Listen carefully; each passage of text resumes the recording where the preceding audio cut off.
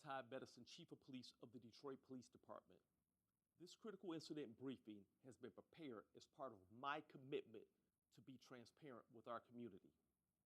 In the following video, you will be able to see exactly what happened during this incident. As the head of this department, I hold all of my officers to the highest standards. Integrity, professionalism, public trust are what we believe in.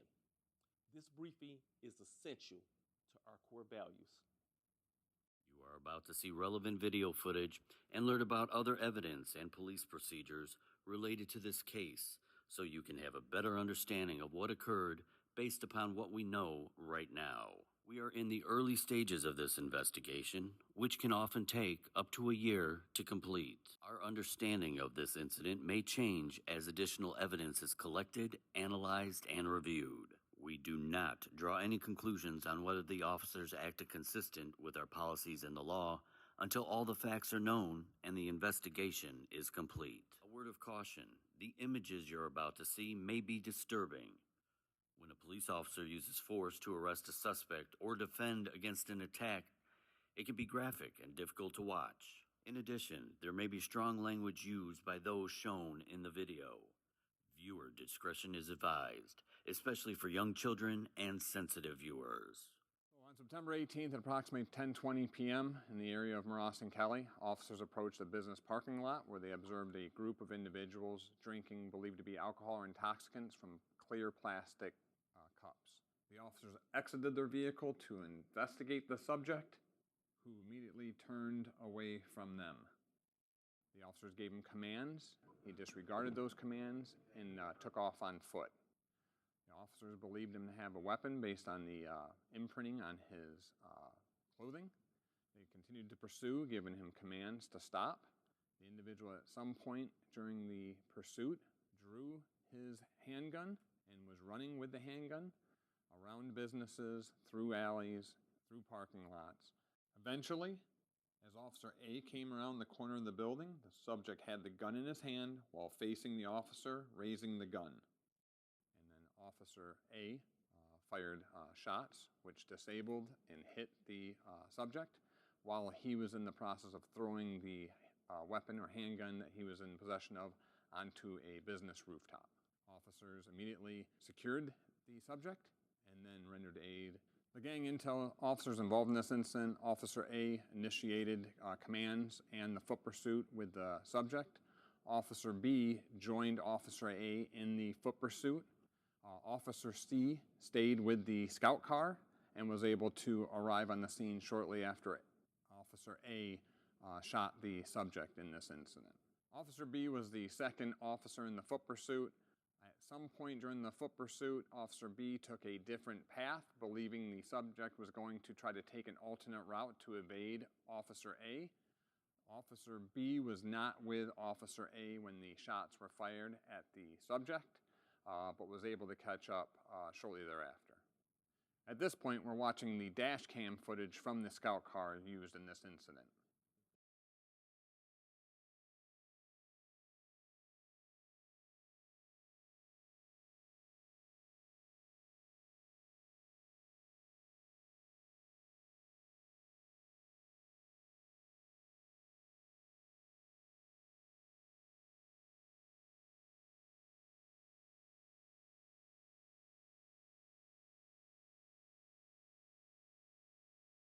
You're going to see officers' body-worn camera footages as well as dashcam car footage of this incident.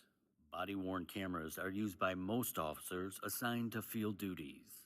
The angle of the camera prohibits viewers from seeing everything the officers saw and experienced. They are worn at chest level and capture a general perspective within line of sight of that angle.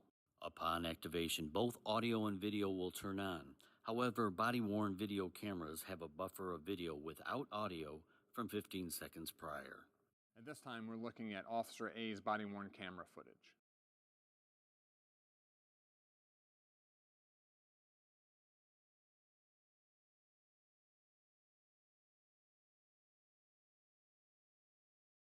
You're gonna get shot, motherfucker! You're gonna get shot! You're gonna get shot! Gun in his hand, gun in his hand. You're gonna get shot, stop!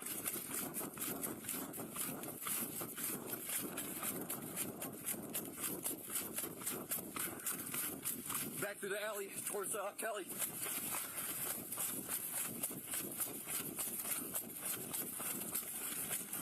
Put your fucking hands up!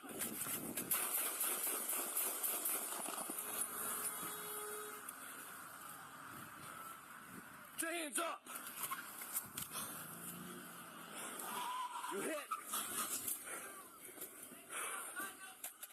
Officer A fired 8 shots in total. At this time, we believe 6 shots took effect.